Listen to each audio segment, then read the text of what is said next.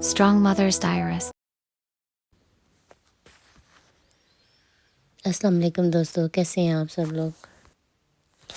آج کی جو ویڈیو ہے وہ اس موضوع پر ہے جو تقریباً ہر خاندان میں پایا جاتا ہے۔ جی ہاں، وہ لوگ جو اپنوں سے حسد تو کرتے ہیں مگر غیروں کے تلوے چاٹنے میں فخر محسوس کرتے ہیں۔ آئیے ان کی ذہنیت کو سمجھتے ہیں، ان کے نقصانات پر بات کرتے ہیں اور آخر میں دیکھیں گے کہ ہم اس صورتحال سے کیسے نکل سکتے ہیں۔ تو سب سے جو مین پوائنٹ ہے وہ خاندانوں میں حسد وہ کیوں ہے۔ اکثر خاندانوں میں کچھ لوگ ایسے ہوتے ہیں جو اپنے ہی رشتہ داروں کی ترقی، کامیابی یا خوشی برداشت نہیں کر پاتے۔ جیسے ہی کوئی کزن اپنی اچھی سی نوکری بھی چھوٹی سی بھی ہو وہ کر لے، کوئی بہن کاروبار شروع کر لے یا بھائی خاندان میں عزت بنانے لگتے ہیں، ان کی آنکھوں میں وہ چبھتا ہے۔ اور لیکن سوال یہ ہوتا ہے کہ ایسا کیوں ہوتا ہے؟ بہت سادہ سی بات ہے، اپنے رشتہ دار کی کامیابی ہمیں یاد دلاتی ہے کہ ہم اب بھی کوشش کر سکتے تھے مگر نہیں۔ اس احساس کی کمی کے باعث جو ہے نا وہ حسد پیدا ہوتا ہے۔ اپنے ہی لوگوں کے لیے دل میں جلتا ہے مگر زبان پر سے یہ نہیں لاتے کہ ہم خود بھی محنت کر سکتے ہیں۔ غیروں کے آگے جھکنا، فخر کیوں محسوس کرتے ہیں؟ دلچسپ بات یہ ہے کہ یہی لوگ غیروں کے سامنے بہت میٹھے اور بہت عزت دار اور بہت عاجز بن جاتے ہیں۔ اگر کوئی غلطی بھی کرے تو یہ لوگ برداشت کر لیتے ہیں، غیر اگر کوئی احسان بھی کرے تو ان کے قدموں میں بیٹھ جاتے ہیں۔ ایسا کیوں؟ کیونکہ غیر کو یہ خریف نہیں سمجھتے، وہ خطرہ نہیں لگتا۔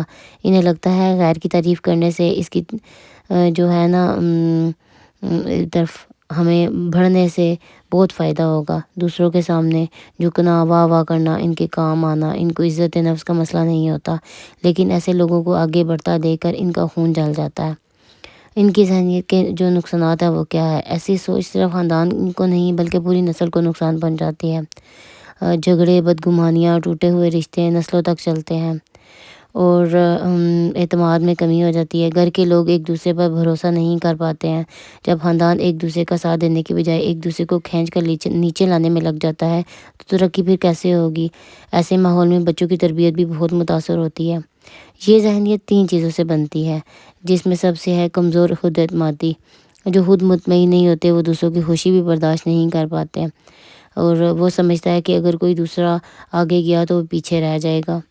اور بچے وہی سیکھتے ہیں جو اپنے بڑوں کو دیکھتے ہیں۔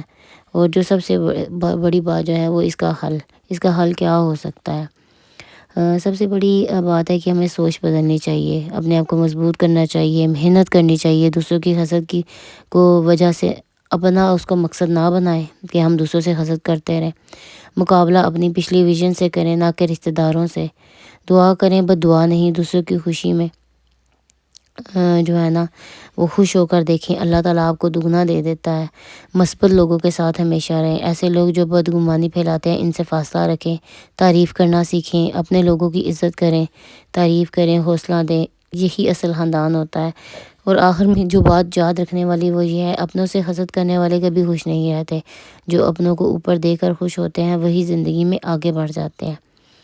اور اگر ہم چاہے تو خاندان کو اپنی طاقت بھی بنا سکتے ہیں یا پھر دشمنی، جلن اور حسد ایک دوسرے کو برباد بھی کر سکتے ہیں۔ انتخاب جو ہوتا ہے وہ ہمیشہ ہمارے اپنے ہاتھ میں ہوتا ہے۔